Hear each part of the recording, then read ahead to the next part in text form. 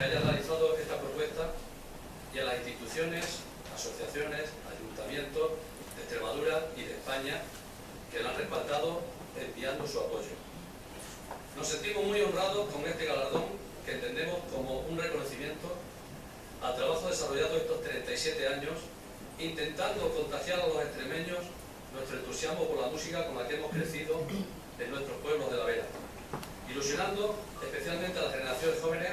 pero sin defraudar a los mayores, con los valores culturales de este magnífico legado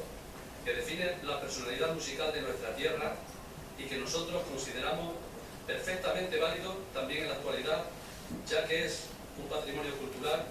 que debemos salvaguardar y transmitir a las generaciones futuras. Me gustaría que se acercaran mis compañeros Nino, José y Rafa, ya que juntos nos impusimos este compromiso hace 37 años. También Carlos e Inés, algunos años menos, evidentemente. Queremos recordar a los compañeros que estuvieron con nosotros en las distintas etapas del grupo,